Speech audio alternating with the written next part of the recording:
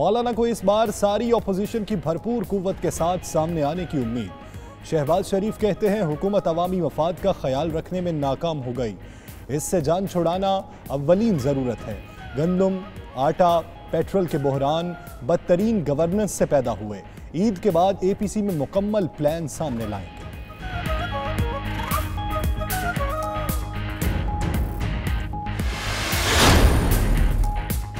Opposition رہنماؤں کے درمیان رابطوں کا سلسلہ تیز ہو گیا۔ ماڈل ٹاؤن لاہور میں فضل الرحمان کی شہباز شریف سے ملاقات، عید کے بعد ہونے والی اے پی سی پر تبادلہ خیال۔ بلاول بھٹو بھی لاہور پہنچیں گے۔ آج دن میں شہباز شریف، بلاول بھٹو اور فضل الرحمان کی مشترکہ ملاقات متوقع۔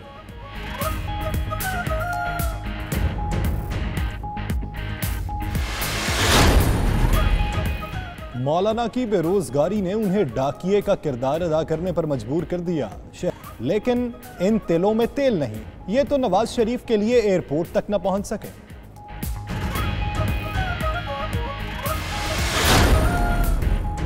عید اور محرم میں احتیاط نہ کی تو کورونا کیسز پھر بڑھ سکتے ہیں۔ وزیر اعظم عمران خان کی میڈیا سے گفتگو، بولے اگر احتیاط نہ کی تو بہت زیادہ نقصان ہوگا۔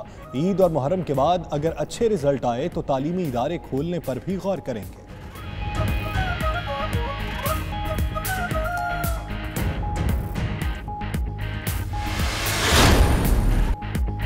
عید الاضحیٰ پر کورونا کا پھیلاؤ روکنے کے لیے بڑا فیصلہ، پنجاب بھر میں سخت لاک ڈاؤن نافذ۔ صوبے بھر کی مارکیٹس 5 اگست تک بند رہیں گی۔ میڈیکل سٹورز، اشیاء ضروریہ کی دکانیں، ٹرانسپورٹ اور دفاتر کھلے رہیں گے۔ فیاض الحسن چوہان کہتے ہیں عید الفطر کے SOPs ہی عید الاضحیٰ کے لیے بھی ہوں گے۔ تاجروں نے مارکیٹس بند کرنے کے فیصلے کی مخالفت کر دی۔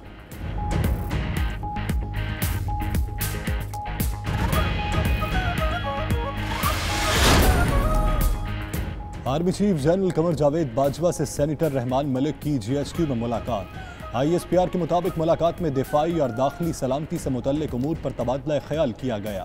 رحمان ملک نے ملک میں دیر پا امن کے لیے پاک فوج کی کامیابیوں کو سراہا۔ ایئر چیف مارشل مجاہد انور نے بھی آرمی چیف سے ملاقات کی، باہمی دلچسپی اور پیشہ ورانہ امور پر تبادلہ خیال۔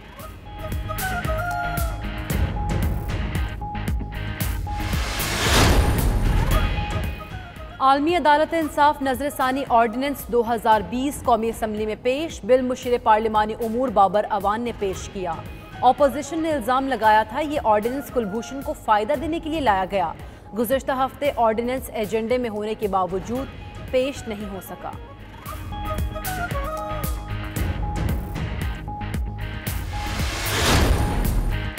قومی اسمبلی میں احسن اقبال اور مراد سعید آمنے سامنے آ گئے، الزامات کا تبادلہ اور سی پیک منصوبوں کا کریڈٹ لینے کی کوشش کرتے رہے۔ احسن اقبال نے کہا مراد سعید کو قادر پٹیل کی زبان سمجھ میں آتی ہے۔ مراد سعید بولے ان کے بس میں ہو تو یہ بھی دعویٰ کر دیں کہ پاکستان بنانے کا خواب بھی نواز شریف نے دیکھا تھا۔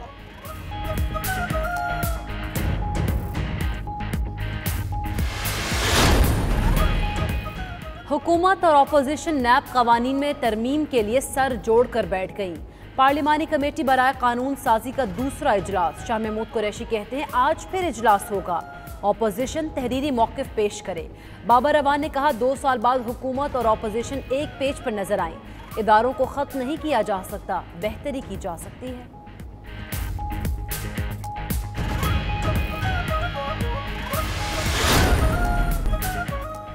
کیا سونے کے نرخ کو بریک لگ گئی؟ ملک میں قیمت نئی ریکارڈ سطح پر پہنچ گئی۔ پاکستان میں فی تولہ سونا مزید 5100 روپے مہنگا، 1,23,800 روپے کا ہو گیا۔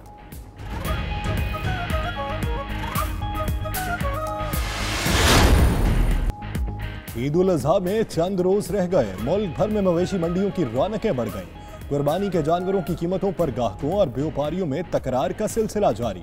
مویشی منڈیوں میں کورونا SOPs کی خلاف ورزیاں بھی جاری۔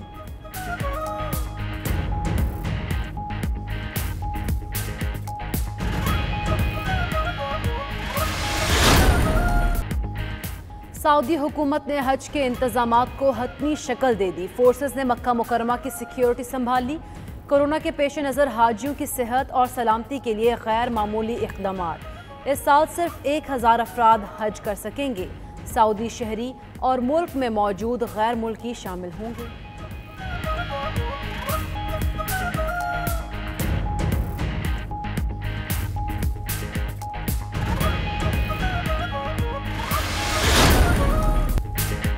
اور انگلینڈ کے خلاف ٹیسٹ سیریز کے لیے پاکستان کا 20 رکنی اسکواڈ شارٹ لسٹ. کپتان اظہر علی، بابر اعظم، عابد علی، اسد شفیق، فہیم اشرف، فواد عالم شامل.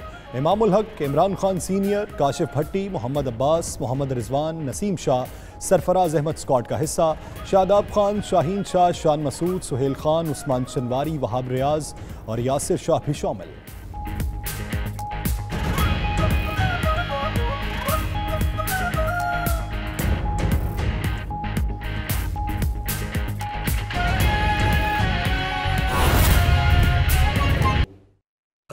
انٹینسو کیئر بیڈز تھے، جو آکسیجنیٹڈ بیڈز تھے، جدھر جو کرونا سے شدید بیماری میں تھے، ان کے اوپر اب سب پریشر نیچے آ گیا.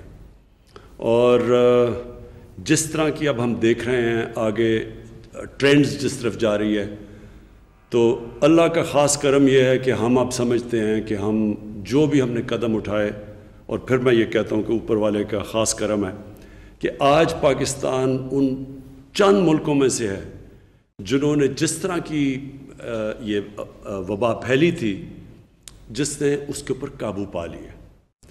تو میں 2-3 باتیں کرنا چاہتا ہوں، اور اس کے بعد آپ کو یہ بتانا چاہتا ہوں کہ آگے ابھی ہمارے آگے بھی چیلنجز ہیں، یعنی ہمیں آگے بھی احتیاط کرنی ہے، لیکن اس کے اوپر میں بعد میں آتا ہوں.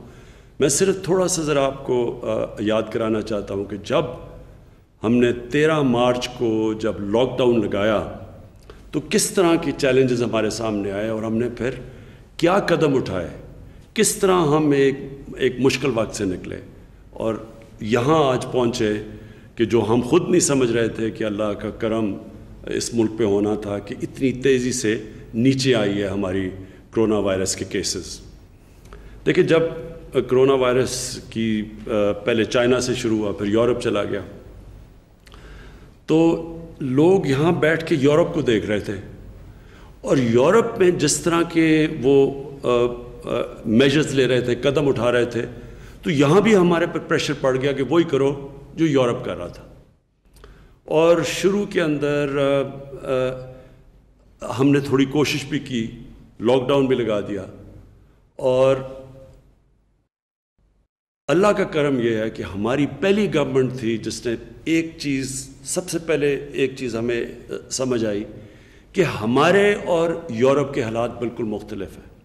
ہمارے اور چائنا، جو ووہان شہر کے اندر یہ شروع ہوئی تھی وبا، ہمارے ان سے بھی حالات مختلف ہیں. ہم وہ پہلی گورنمنٹ تھی جس کو اس چیز کی سمجھ آ گئی کہ جب آپ کے ملک میں غربت ہو، جدھر کچی آبادیوں میں لوگ رہتے ہوں، جدھر انفارمل لیبر ہو، یعنی کہ وہ مزدور جن کے پاس آپ کے پاس کوئی آپ کی کتابوں میں نہ ہو، رجسٹرڈ نہ ہو، اور جدھر اکثریت وہ تقریباً 70 سے 80% جو آپ کے مزدور کام کرنے والے ہیں ان کا کوئی ریکارڈ نہ ہو، تو ہمارے جیسے ملک میں اس کی اپروچ بالکل مختلف تھی یورپ سے یا جو چائنا میں تھی. اور مجھے خوشی ہے اپنی ٹیم کے اوپر کہ ہم نے جب آپس میں مشاورت کی تو ہم نے وہ چیزیں کی جو بعد میں دنیا کو سمجھ آئی.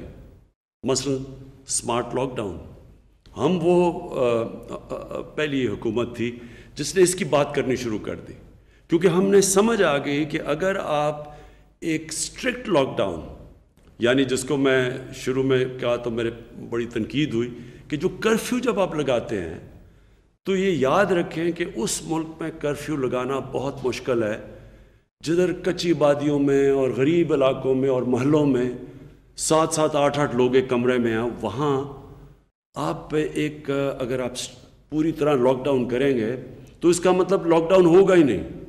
وہ کیوں نہیں ہوگا؟ کیونکہ جب آپ ان علاقوں میں، پہلے تو وہ لوگ ہیں جو کہ دہاڑی کے اوپر پیسہ بناتے ہیں، انہوں نے اگر پیسہ مزدوری کریں گے تو بچوں کو کھانا دیں گے، یا یہ چھاپڑی والے ہیں، وہ ہمارے لوگ، رکشہ چلانے والے، یہ سارا